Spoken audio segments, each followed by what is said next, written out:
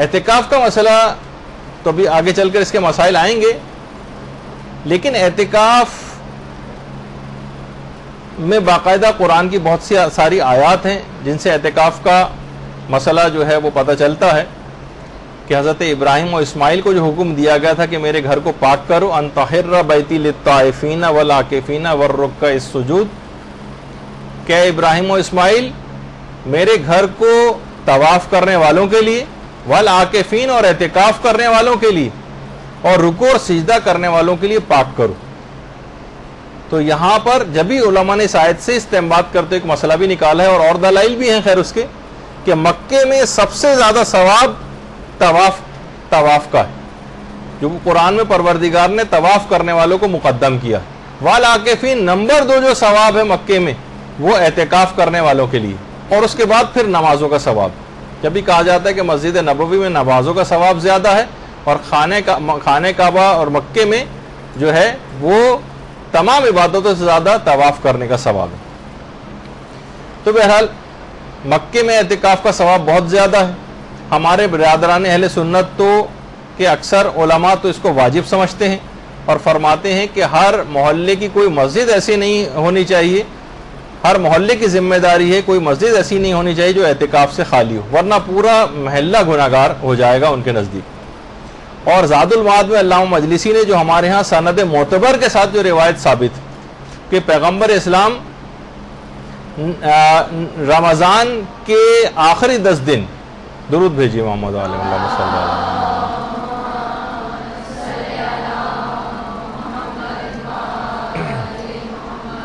جو روایت ہے پیغمبر اسلام سے اس کے مطابق رمضان کے آخری 10 دن اعتکاف میں بیٹھنا 2 حج اور 2 عمروں کا ثواب دلواتا ہے، اور یہ معتبر سند کے ساتھ اس کو تمام علماء نے مانا۔ اور یہ بھی کہا جاتا ہے کہ صحن مسجد میں، مسجد نبوی کا جو صحن تھا اس میں پیغمبر اسلام کے لیے اونٹنی کے بالوں سے بنا ہوا ایک خیمہ، اونٹنی کے بالوں سے بنا ہوا ایک خیمہ لگایا جاتا تھا، اور پیغمبر وہاں اس میں رہ کر اعتکاف کرتے تھے، کہ پیغمبر اسلام ہر سال اعتکاف کرتے تھے۔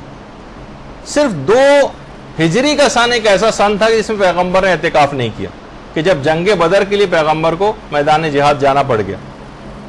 اور پھر اگلا سال جب آیا 3 ہجری کا رمضان، تو پیغمبر نے 2 اعتکاف کیے، اس میں ایک پچھلے سال کی قضا کی نیت سے کیا، اور دوسرا جو اسی سال رواں کا ہی جو اعتکاف تھا پیغمبر نے وہ کیا۔ لیکن اس کا فلسفہ بھی ہے کہ ہر انسان کو، آپ نے دیکھا ہے کہ انسان مشینیں جو ہیں ان کو بھی اوور ہالنگ کی ضرورت پیش آتی۔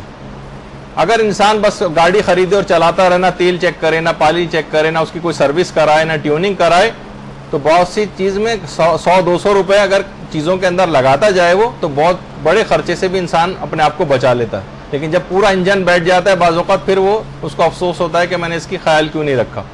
تو جس طریقے سے انسان جو سالانہ میڈیکل چیک اپ ہوتا ہے اس میں بھی اپنا، تاکہ کوئی بیماری ابتدائی میں پتہ چل جائے اور اس کا علاج ہو سکے، اسی طرح ہماری روح بھی ہے کہ بعض اوقات وہ لوگوں کے ساتھ رہتے رہتے ہر قسم کے لوگوں سے آپ کا اور ہمارا واسطہ پڑتا ہے، فاسق و فاجر اور بد کا ہر شخص اپنے اثرات ہم تک پہنچاتا ہے۔ آپ دیکھتی ہیں نا کہ جس طریقے سے کوئی سڑی ہوئی مچھلی اگر کسی کمرے کے اندر رکھی ہو اور آپ لاک اسپرے بھی وہاں پر کر دیں تو اب بھی وہ سڑی ہوئی مچھلی جو ہے وہ غالب آ جاتی ہے بعض اوقات، اور وہ عطر اور پرفیوم کی خوشبو کے اوپر بھی۔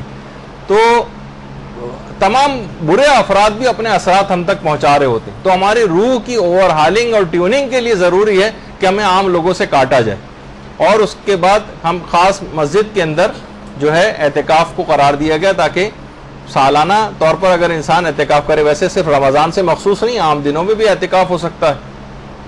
تو بہرحال اس لحاظ سے ایک اپنی روح کی بالیدگی کے لیے ضروری ہوتا۔ پھر ایک سوال اس میں یہ ہوتا ہے کہ اعتکاف کن دنوں میں کرنا صحیح ہوتا؟ تو یہ بات یاد رکھ لیجیے کہ ہر اس دن اعتکاف کرنا صحیح ہے کہ جس میں روزہ رکھنا صحیح۔ مثلا مسافر اگر روزہ نہیں رکھ سکتا تو اعتکاف بھی نہیں کر سکتا، حائضہ اگر روزہ نہیں رکھ سکتی تو اعتکاف بھی نہیں کر سکتی۔ ہر اس دن جس دن روزہ رکھنا صحیح ہو اس میں ان دنوں میں اعتکاف کرنا صحیح۔ کم سے کم اعتکاف کتنے دنوں کا ہوتا ہے؟ ہماری فقہ میں کم سے کم اعتکاف 3 دنوں کا ہوتا ہے۔ البتہ برادران اہل سنت میں 1 دن کا اعتکاف بھی ثواب رکھتا ہے. لیکن ہمارے ایک دن کا اعتکاف، ایک دن کا نہیں 3 روز ہی کا، کم سے کم 3 دن کا جو ہے وہ اعتکاف ہونا چاہیے، اور زیادہ سے زیادہ پھر 6 دن کا بھی ہو سکتا ہے، اور 9 دن کا بھی ہو سکتا ہے، اور 12 دن کا بھی ہو سکتا ہے، اس کی اجازت ہے. اچھا، اعتکاف میں کچھ چیزیں جو ہیں حرام بھی، وہ بھی دماغ میں رہے. اعتکاف میں ایک تو خرید و فروخت کرنی حرام ہوتی. مثلا کوئی دوا خریدنا ہے، کوئی کھانا پینا خریدنا ہے، پان، چھالیا، سگریٹ، چائے، ہم نے پیسے دی کہ جاؤ، وکیل بنا کر نہیں، بعض اوقات خود خریدنے کا یہ مسئلہ ہوتا ہے. تو بہت سے لوگ وہاں چیزیں بیچنے بھی آ جاتے ہیں مساجد میں، اس میں معتکفین جو ہوتے ہیں بہت سی چیزیں خریدتے ہیں. خرید و فروخت سے بھی اعتکاف باطل ہو جاتا ہے. تو سوائے اس کے کوئی مجبوری ہو جائے، کھانا کوئی، اول تو یہ خیالی مسئلے ہو جائیں گے، ورنہ کھانے وغیرہ کا تمام مساجد کے اندر انتظام ہو جاتا ہے. مجبوری ہو تو خرید و فروخت ہو سکتی ہے، مجبوری ہو تو نہیں ہو سکتی. مثلا کوئی کاروباری افراد مسجد میں بیٹھے ہیں، اعتکاف میں 3 دن تک بیٹھے ہیں، آپس میں باتیں کریں، ہر طرح کی باتیں کر سکتے ہیں. اب انہوں نے کہا کہ ٹھیک ہے، میں نے اپنا کرائے پہ مکان آپ کو دیا، آپس میں طے ہو گیا، یہ غلط ہے. کوئی کاروباری ایگریمنٹ انہوں نے بیٹھے بیٹھے وہاں پر کر لیا. خرید و فروخت اور اس طرح کے تمام کاروباری ایگریمنٹس کی اعتکاف میں جائز نہیں ہوتے. اچھا، اسی طرح سے خوشبو جو ہے وہ حرام ہوتی ہے اعتکاف میں، بلکہ اس سے اعتکاف باطل بھی ہو جاتا ہے. اور جدال کرنا، اپنے کوئی بحث و تخمیز بہت ہونے لگتی ہے اکثر اعتکاف میں، بحث و مباحثہ ہو رہا ہے، لوگ ظاہر ایک ساتھ اتنے سارے مذہبی افراد جمع ہیں، تو چاہے کسی مذہبی بات پہ کوئی فخر و مباحثہ کیوں نہ کرنا شروع کر دے، یعنی اس طرح سے جدال کرے جس میں اپنی بڑائی اور اپنا فخر کا اظہار کرے اس کے اندر، تو اس سے بھی اعتکاف غلط ہو جاتا ہے. تو بہت سارے اعتکاف کے جو مسئلے ہیں وہ حج کے مسئلوں سے بہت ملتے جلتے ہیں. کہا جاتا ہے کہ اگر اعتکاف کو انلارج کیا جائے تو حج بن جاتا ہے، اور حج کو مائکرو کر دیا جائے تو اعتکاف بن جاتا ہے. بہت اتنے مسائل کے اندر مماثلت ہے آپس میں. تو ہر افراد، ایسے تمام افراد کو کہ جو اعتکاف کر رہے ہیں، اس میں خاص طور پر ایک مسئلہ خواتین کے لحاظ سے ہوتا ہے کہ اعتکاف کے لیے شادی شدہ خواتین کو اپنے شوہروں کی اجازت لینا ہے یا نہیں لینا ہے. تو امام خمینی اور آقا سیستانی کے فتوے میں اگر شوہر کا کوئی حق ضائع نہیں ہو رہا ہے، مثلا شوہر ملک سے باہر گیا ہوا ہے، شوہر مثلا جیل میں ہے، شوہر کوئی اور ایسی پریشانی ہے کہ جس سے شوہر کا کوئی حق ضائع نہیں ہوتا ہے، تو پھر اس کو اجازت لینے کی ضرورت نہیں. البتہ صرف آقا خود یہ فرماتے تھے کہ احتیاط واجب ہے کہ بیویاں اعتکاف کے لیے اپنے شوہروں سے اجازت لیں. یہ ایک اپنی جگہ پر ایک مسئلہ آتا ہے. پھر ابھی آپ نے سنا کہ اعتکاف کم سے کم 3 دن کا ہونا چاہیے. تو یہاں دن سے کیا مراد ہے؟ دیکھیں، دن ہمارے یہاں دن جو کہا جاتا ہے تو 72 گھنٹے کا، 24 گھنٹے کا ایک دن ہوتا ہے، اس کا مطلب ہے کہ 72 گھنٹے. تو ہمارے یہاں کیونکہ دن اردو میں صرف دن ہی کہا جاتا ہے، لیکن عربی میں 2 الگ الفاظ ہیں. ایک تو ہے یوم، اس کو تو 24 گھنٹے کا دن جو کہا جاتا ہے یہ یوم ہوتا ہے، اور ایک ہوتا ہے نہار. یہ جو ڈے لائٹ والا جس میں سورج نکلا ہوتا ہے اس کو کہتے ہیں نہار. تو اعتکاف جو ہے وہ 3 نہاروں کا نام ہے. اچھا، نہار اسی سے نہاری نکلا ہے جو صبح کے وقت جو چیز کھائی جاتی ہے، اب تو خیر ہر وقت کھائی جاتی ہے، لیکن بہرحال اسی سے ہی یہ لفظ نکلا تھا. تو 3 نہار کا نام ہے اعتکاف. 3 نہاروں میں کیا جاتا ہے، اس میں 2 راتیں تو خود بخود ہی آ رہی ہیں ان کے درمیان. تو اس سے مراد 72 گھنٹے مسجد میں رہنا شمار نہیں ہوتا، بلکہ 3 نہار، یعنی پہلا دن اور رات، دوسرا دن اور رات، اور تیسرے دن صرف غروب تک اس کو جو ہے وہاں پر رہنا ہے. تو 3 دن سے مراد یہ کہ ڈے لائٹ والا جو دن ہوتا ہے وہ اس سے مراد ہوتی. اعتکاف میں ہمارے لیے جائز ہے کہ ہم 3 دن کر سکتے ہیں. 3 دن تو کرنا ہے، چوتھے دن بھی کر سکتے ہیں، لیکن اگر ہم نے 5ویں دن کر لیا تو 6ٹھے دن اعتکاف کرنا واجب ہو جاتا ہے. 6ٹھے دن. تو بہرحال یہ ایک دماغ میں رہے. اس کے کچھ اور مسئلے بھی ہیں لیکن آج اتنا وقت کیونکہ نہیں. اچھا، اعتکاف جیسے میں نے کہا کہ 5 روز اگر آپ نے کر لیا تو 6ٹھے دن واجب ہو جائے گا، لیکن اعتکاف 3 دن کے بعد چوتھے دن کیا تو ہم اعتکاف توڑ کے گھر آ سکتے ہیں. لیکن اگر 5واں دن ہم نے مکمل کر لیا تو اب 6ٹھے دن واجب ہو جائے گا کہ لازمی اعتکاف میں بیٹھے، واجب ہو جائے گا. اچھا، اعتکاف کہاں کہاں پر صحیح؟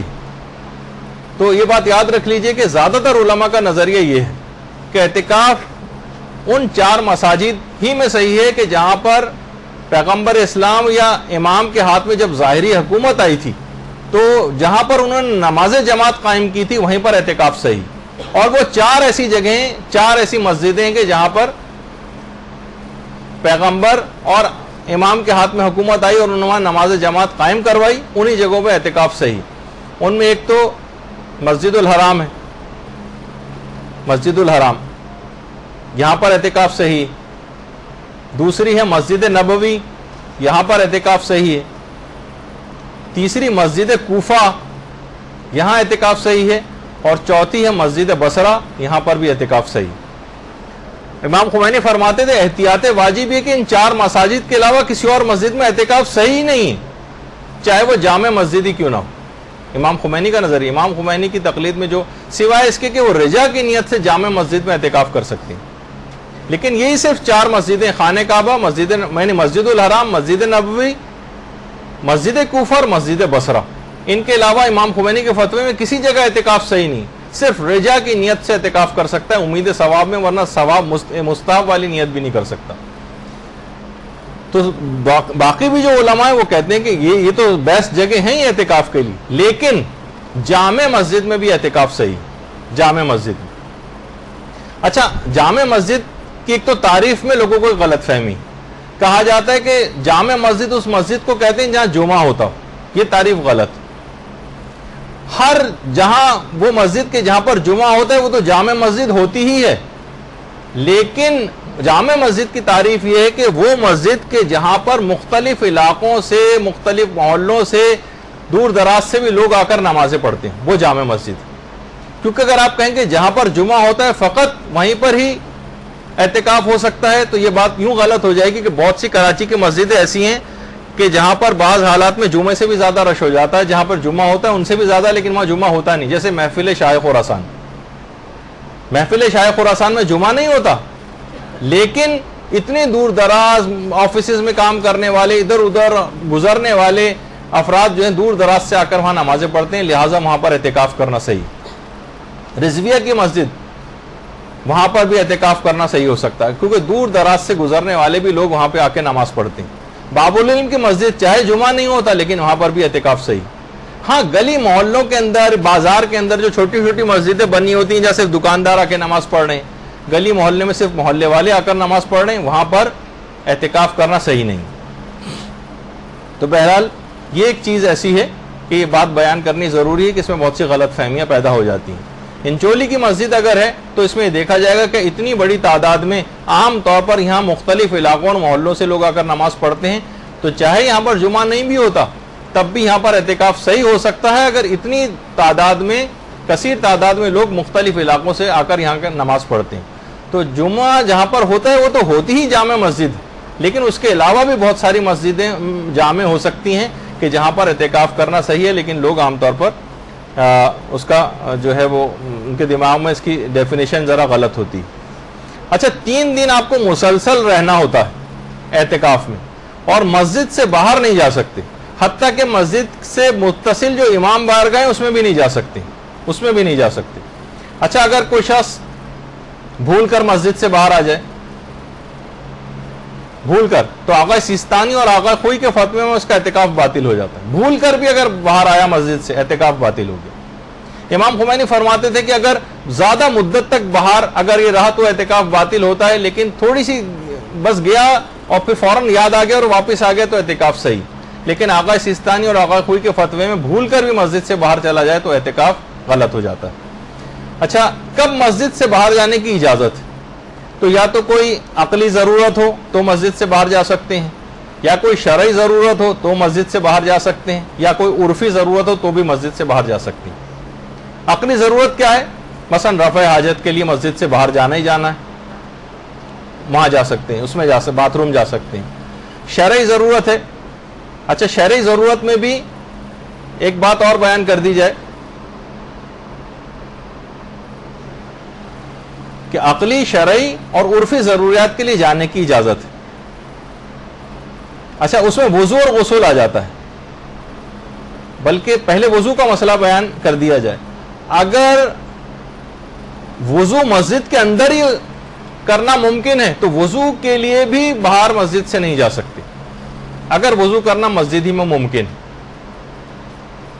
لیکن یہ اچھا وضو کچھ نہیں، 3 چولہوں کے اندر وضو ہو جاتا ہے، مسجد کے اندر بھی ہو سکتا ہے۔ بہت سی جو جہاں مسائل کو سمجھا جاتا ہے وہاں مسجد کے اندر ہی ٹنکی وغیرہ لگا کے, پائپ لگا کے کیاری وغیرہ کے اندر پانی نکالنے کا ایک انتظام ہوتا ہے تاکہ لوگ وضو مسجد ہی کے اندر کر لیں, کیونکہ اکثر کراچی کی مساجد کے جو وضو خانے ہیں وہ مسجد کی حدود سے باہر ہیں, تو لہٰذا وہ وضو کے لیے بھی باہر جانے کی اجازت نہیں ملتی. تو آپ کیونکہ اگر آپ اعتکاف نہیں بھی کریں لیکن گھروں کے جو مرد حضرات ہیں یہ اعتکافوں میں جاتے ہیں تو آپ اکثر ان کو صحیح مسئلہ بتا سکتی ہیں. عام طور پر جس جگہ بھی اعتکاف ہونے جا رہا ہو وہاں پر ایک رات پہلے سارے اعتکاف کے مسئلے بیان کرنے چاہیے, ورنہ کیا ہوتا ہے کہ جب مسائل بیان کرنے والے وہاں بیچ کے دنوں میں اعتکاف کے مسائل بیان کرتے ہیں تو اکثر کا 99.99 افراد کا اعتکاف باطل ہو چکا ہوتا ہے. تو کہتے ہیں ہمیں پہلے سے بتایا نہیں, ہمارا تو پورا دن ضائع ہو گیا, یہ والا اعتکاف باطل, اب نئے سرے سے نیا اعتکاف شروع کرو. جو پورا مسجد کا انتظام تھا وہ بالا ہو جاتا ہے صرف ایک انتظامی غلطی کی وجہ سے. اگر ایک رات پہلے ہی اعتکاف شروع ہونے سے پہلے سارے مسئلے بتا بھی دیکھیے گا کہ کتنے مسئلے اس کے اندر آتے ہیں جن سے اعتکاف باطل ہوتا ہے. تو وضو کا انتظام اگر مسجد ہی میں ممکن ہے تو تو وضو مسجد ہی کے اندر کریں. لیکن مسجد میں لوگوں نے کیچڑ مچائی ہوئی ہے اور پانی اچھال رہے ہیں اور جو جس طریقے سے ہو رہا ہے کلیاں کر رہے ہیں اور ناک سے نک رہے ہیں اور بہت ساری اس طرح کی جو حرکتیں جو بہت سارے افراد وہاں پر کر رہے ہوتے ہیں اور لوگ اس کو مسجد کی توہین شمار کریں تو پھر مسجد سے باہر جانے کی اجازت مل جاتی. اچھا, غسل کے لیے اگر بہت سے افراد پہ غسل واجب ہو سکتا ہے, مسجد میں خواتین ہیں اور مخصوص ایام جو ہے وہ آ گئے, اب جو ہے اب تو خیر وہ ہو گئے تو اعتکاف ہی باطل ہو جائے گا تو پھر فوراً نکلیں اور گھر جائیں, لیکن مرد حضرات کے اعتبار سے غسل واجب ہو سکتا ہے. تو امام خمینی فرماتے تھے کہ وہ غسل جو مسجد کے اندر ہو سکتے ہوں, نہیں بلکہ وہ کہتے تھے غسل کے لیے مسجد سے باہر جانے کی اجازت ہے. امام خمینی کے فتوے میں غسل کے لیے مسجد سے باہر جانے کی اجازت ہے. البتہ آغا سیستانی اور آغا خوئی فرماتے ہیں کہ اگر وہ غسل جو مسجدی میں ممکن ہو ان کے لیے باہر نہیں جا سکتے. لیکن بہرحال علماء جو ہمارے خاص طور پر کراچی میں مقامی علماء ہیں وہ یہ فرماتے ہیں کہ اس کو لوگ توہین مسجد شمار کریں گے, لہٰذا یہاں غسل کے لیے بھی مسجد سے باہر جانے کی اجازت مل جائے گی. وضو کے لیے کہاں جائیں تو وہ تو آپ نے سن ہی لیا ابھی کہ وضو کے لیے مسجد سے اگر مسجد ہی میں ممکن ہے تو مسجد کے اندر کریں. مسجد میں اگر توہین لوگ شمار کر رہے ہیں پانی وانی گرانے کی اور یہ سب حرکتیں کی جو اس سے پہلے میں نے بتائی اس کی وجہ سے مسجد کی توہین شمار ہو رہی ہے تو پھر مسجد سے باہر جا سکتے ہیں. اچھا, مسجد سے عام طور پر جتنے بھی وضو خانے ہوتے ہیں مساجد کے, یہ تو بہت بہترین وضو خانہ میں نے آپ کو دکھا دیا, لیکن یہ کہ عام طور پر یہ مسجد سے باہر ہوتے ہیں. تو اگر جانے کی اجازت مل بھی رہی ہے بالفرض تو آپ پھر جائیں اور فوراً 2 منٹ کے اندر جو وضو ہوتا ہے وہ کر کے آئیں. اگر ہم وہاں گئے, وہاں کوئی گروپ ڈسکشن چل رہا تھا وضو کرنے کے دوران جو اکثر وضو خانوں میں ہو رہا ہوتا ہے, ہم نے بھی اپنی رائے دینا شروع کر دی لوگوں سے اور احوال پوچھنے لگے اور سنائیے خیریت سے کیا ہیں, جاننے والے مل گئے, آپ کا اعتکاف باطل ہو جائے گا. صرف قدر ضرورت کے تحت جائیے اور 2 منٹ میں کرتے ہوئے بھاگتے ہوئے دوبارہ مسجد کے اندر آ جائیں. ایک تو یہ. اچھا, ان ضروریات کے لیے کتنی دیر جو ہے وہ مسجد سے باہر رہ سکتے ہیں؟ دیکھیے, آتے جاتے جو لوگ ہیں مثلا باتھ روم جا رہے ہیں, جیسے رفع حاجت کے لیے جا رہے ہیں, تو رستے میں کھڑے ہو کر کسی سے بات چیت نہیں کر سکتے, ٹائم ضائع نہیں کر سکتے اس طرح سے. اور اگر غسل بھی کرنا ہے تو فقط 2 منٹ والا غسل کر کے آئیں. یہ نہیں کہ وہاں صابن لگا رہے ہیں اور شیمپو لگا رہے ہیں اور خوشبو لگا رہے ہیں اور ڈیوڈرنٹ وغیرہ استعمال کر رہے ہیں, اس میں ٹائم اول تو اس سے تو خوشبو سے اور ہو جائے گا. لیکن اس طرح کی کوئی بھی خوشبودار چیز کا استعمال, اس سے بھی اعتکاف باطل ہو جاتا ہے. لیکن اب بالفرض ہم ایسا انتظام کر کے لے گئے جس میں کوئی خوشبو نہیں بھی تھی, تب بھی صابن وغیرہ لگانا, اس میں ٹائم لگانا, یہ بھی آپ کے اعتکاف کو غلط کر سکتا ہے. تو عام طور پر مساجد کے باتھ روم اس طرح کے تو ہوتے نہیں. ہمارے ہاں جو مساجد کے باتھ روم ہوتے ہیں اس کے اندر تو زیادہ دیر ٹھہرنا ممکن بھی نہیں ہوتا, اور بہت سے تو اگر میں دکھاؤں آپ کو تو آپ حیران و پریشان رہ جائیں, اس طرح کے باتھ رومس وغیرہ بھی ہوتے ہیں. تو وہاں تو یہ عام طور پر یہ لوگ یہ سمجھتے ہیں کہ یہ جو اس طرح کے مقامات ہوتے ہیں بیت الخلاء, جتنا بھی گندا کیا جائے, کیونکہ گندگی کرنے کی جگہ ہوتی ہے تو گندا ہی رکھا جائے, گھر کا یا مساجد کا پارٹ وہ سمجھا ہی نہیں جاتا. تو بہرحال یہ تمام ایسی چیزیں ہیں کہ جو قابل توجہ ہیں, اس پہ بھی توجہ رکھنی چاہیے کہ مسجد رفع حاجت کی جو جگہ ہے اس کو بھی جو صفائی ستھرائی کا خیال ہونا چاہیے. خیر, تو ابھی آپ نے سنا تھا کہ شرعی ضرورت کے تحت مسجد, شرعی ضرورت میں وضو غسل آ جاتا ہے, عرفی ضرورت میں پیشاب و پیخانہ وغیرہ رفع حاجت آ جاتی ہے. عرفی ضرورت کے تحت بھی جا سکتے ہیں. مثلا مسجد میں مسجد سے باہر جا رہے ہیں کوئی گواہی دینے کے لیے, اب کوئی شخص پھنسا ہوا ہے, ہمیں کورٹ جانا ہے, گواہی دینی ہے اس کی, یا مثلا تشییع جنازہ ہے اس میں بھی اکثر علماء نے اس کو عرفی ضرورت قرار دیا ہے. یا کسی شخص کا باپ بالکل مرنے والا ہے, اس کی عیادت کے لیے مثلا جانا ہے, کوئی ایسا قریبی رشتہ دار, تو اس کی عیادت کے لیے جا سکتے ہیں. تو بہرحال مریض کی عیادت کے لیے جانے کی بھی بہت سے علماء اجازت دے دیتے ہیں. تو کسی نہ کسی, اگر آپ ضرورت سے جا رہی ہیں, کوئی شخص کسی ضرورت سے نکل بھی رہا ہے مسجد سے باہر, تو اس کو اس بات کی رعایت کرنی چاہیے کہ مقدار ضرورت سے زیادہ ٹائم ویسٹ نہ کرے, جائے اور فوراً بھاگتا ہوا قریب ترین راہ کا انتخاب کرے, کوئی بڑے روٹ سے نہ جائے. بہت سے علماء کہتے ہیں ممکن ہو تو زیر سایہ بھی نہ, مثلا درختوں کے سائے میں کنارے کنارے چلتا ہوا نہیں, دھوپ میں کنارے سائے سے ہٹ کر جائے. جیسے میں نے کہا نا کہ حج کے مسئلوں سے بہت زیادہ احرام کے مسئلوں سے ملتے جلتے مسئلے ہیں اس کے. اچھا, اور آقا کو یہ فرماتے تھے کہ نماز جماعت کے لیے بھی بہرحال مسجد سے باہر جانے کی اجازت ہے.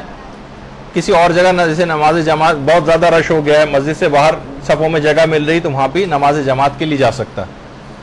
ہاں البتہ بہت سارے افراد کے لیے وہ مسئلہ ہوتا ہے جس کو دماغ میں رکھنا چاہیے, سوائے آیت اللہ خامنئی کی جو اس کی اجازت دیتے ہیں. مثلا ہم اٹھے صبح کو, ہمیں ٹوتھ برش کرنے کی عادت ہے اور اچھی عادت ہے, تو کیا ہم ٹوتھ برش کرنے کے لیے جو ہے اور منہ ہاتھ دھونے کے لیے کیا باتھ روم جا سکتے ہیں؟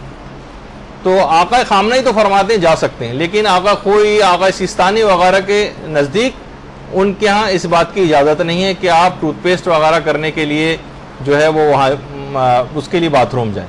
ٹھیک ہے, ویسی کلی وغیرہ آپ کر لیں, کسی برتن میں کر لیں, پھر اس کو پھینکوا دیں پانی کو, لیکن اس کے لیے ٹوتھ پیسٹ وغیرہ کرنے کے لیے مسجد سے باہر جانے کی اجازت نہیں ملتی. عرفی لحاظ سے بہت سی چیزوں کی جیسے اجازت ہوتی ہے, جیسے باپ انتقال ہونے والا ہے, وہ وصیت کرنا چاہتا ہے, تو بیٹا اعتکاف چھوڑ کے باپ کی وصیت سننے کے لیے جا سکتا ہے. اچھا, آپ ایک بس جلدی مسئلوں کو بیان کریں, وہ بہت کم ٹائم رہ گیا ہے. مسجد سے باہر نکلنے کا تو مسئلہ بھی آپ نے سن لیا. مسجد کی حدود کیا ہوتی ہیں, تو یہ بات دماغ میں رہے کہ مسجد کا جو ہال ہے, مسجد کی جو چھت ہے اور مسجد کا جو تہخانہ ہے, یہ مسجد کے حکم میں ہوتا ہے. یعنی مسجد کے ہال میں بھی جا سکتے ہیں, مسجد کی چھت پہ بھی جا سکتے ہیں, مسجد کے تہخانے میں بھی جا سکتے ہیں. مسجد اور خواتین بھی اعتکاف کرتی ہیں, مسجد کے ہال میں جانے کی اجازت ہے. اچھا, مسجد کی چھت پہ جانے کی اجازت ہے. اچھا, اسی طریقے سے جو تہخانے بعض مساجد کے ہوتے ہیں اس میں بھی جانے کی اجازت ہے, ان کو تو مسجد ہی سمجھا جاتا ہے. لیکن جو کیا مسجد کی محراب مسجد کے حکم میں ہوتی ہے یا نہیں؟ بہت سے علماء کہتے ہیں کہ مسجد کی جو محرابیں, مسجد کی محراب یہ اسلامی آرکیٹیکچر کا ویسے حصہ نہیں تھی, بعد میں شامل ہو گئی. جو اس زمانے میں ظالم بادشاہ ہوتے تھے, انہوں نے مسجد میں ایک دروازہ بنایا ہوتا تھا جن کو اپنے اوپر حملوں کا خوف ہوتا تھا, مجھ پر حملہ ہو تو میں یہاں سے نکل کے بھاگ جاؤں. لیکن بہرحال بعد میں پھر آہستہ آہستہ یہ اسلامی آرکیٹیکچر کا حصہ ہی بن گیا. تو بہرحال مسجد کی محراب بھی اب مسجد کے ہی حکم میں ہے اور اس میں کوئی مسئلہ نہیں. اچھا, تو ابھی آپ نے سنا کہ مسجد کی ہال, مسجد کا چھت, مسجد کا تہخانہ وہ تو مسجد کے حکم میں, لیکن مسجد کا صحن, مسجد کا مینار یا مسجد کا وضو خانہ, کیا یہ مسجد کے حکم میں ہے یا نہیں؟ یہ آپ کو جنہوں نے مسجد کو وقف کیا ہے مسجد بنانے کے لیے, ان سے پوچھنا پڑے گا. حالت شک میں مسجد کے صحن میں نہیں جا سکتے, لیکن عام طور پر صحن کے متعلق مسجد کے ساتھ ہی جو ایک جہاں ہوتی ہے اس کے ساتھ ہی ایک صحن سا بنا دیا جاتا ہے. زیادہ تر علماء کہتے ہیں اس میں اطمینان ہوتا ہے کہ مسجد کے حکم میں. لیکن مسجد کا مینار ہے, مسجد کا وضو خانہ, جب تک شک ہو کہ یہ مسجد کے اندر شامل ہے یا نہیں, تب تک وہاں پر جانے کی اجازت نہیں. اور شک کی حالت میں کسی بھی مشکوک جگہ پر جانے کی آپ کو اجازت نہیں ہوتی مسجد سے باہر نکلنے کی. شک ہو کہ پتہ نہیں جگہ مسجد کے حکم میں ہے یا نہیں, آپ وہاں چلے گئے نہیں, اس سے اعتکاف پہ فرق پڑ جائے گا. اچھا, اسی طریقے سے مسجد کے سامنے کا ایک میدان ہوتا ہے, جیسے آپ انچولی کی مسجد میں جائیں, سامنے ایک پارک بنا ہوا ہے, میدان بنا ہوا ہے, راہداری بنی, اس میں لوگ چلتے ہوئے جا رہے ہوتے ہیں ایک دروازے سے دوسرے دروازے.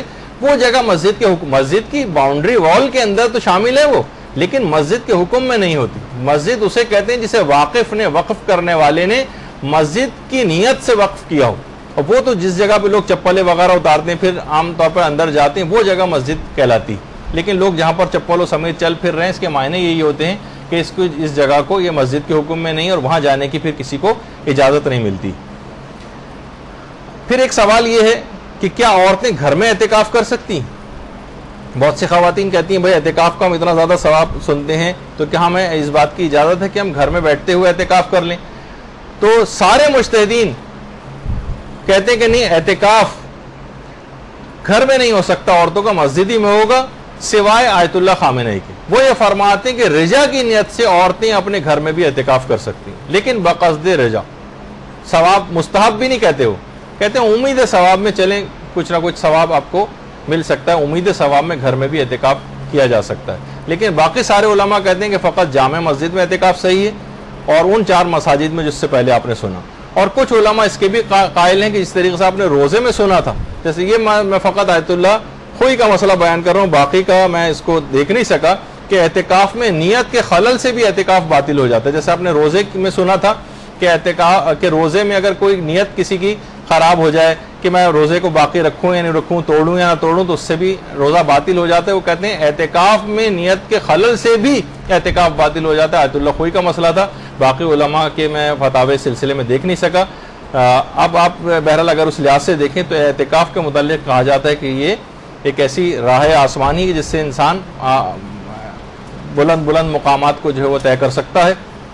اعتکاف کی بڑی اہمیت مختلف ایران وغیرہ کے اندر اور ہمارے ہاں بھی اب کافی ہونے لگی ہے انقلاب کے بعد، ورنہ یہاں پر مساجد میں اعتکاف ہوتا بھی نہیں تھا. اعتکاف میں کتنی انسان عبادتیں انجام دیتا ہے، کتنی دعائیں جو ہے وہ کر رہا ہوتا ہے. بہترین عبادت ہے اعتکاف. مساجد کے اندر اس کی رعایت کرتے ہوئے، احترام کی مساجد کے اندر اس میں علم حاصل کیا جاتا ہے، علماء آ کر درس وغیرہ دیتے ہیں.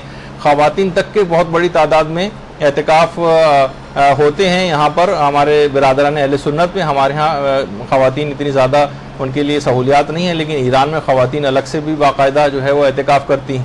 اس کے اندر اپنی روحانیت کو بلند کرتی ہیں تسبیحات و اذکار اور دعاؤں کے ذریعے. تو بہرحال یہ تمام چیزیں ایسی ہیں کہ اگر کبھی موقع ملے تو اس نعمت کو بھی حاصل کرنے کی کوشش کریں. تو بہت ساری باتیں اور سوالات بھی آپ لوگوں کے آگے کا آج گفتگو یہاں پر ہم روک رہے ہیں. انشاءاللہ اب چوتھی نشست جو اس کے بعد ہوگی شب قدر کی گفتگو کے بعد، اس میں ہم باقی ماندہ رمضان کے احکام اور بیان کریں گے. وصلی اللہ علی محمد وآلہ الطیبین الطاہرین. برحمتک یا ارحم الراحمین وصلی اللہ علی محمد وآلہ الطاہرین.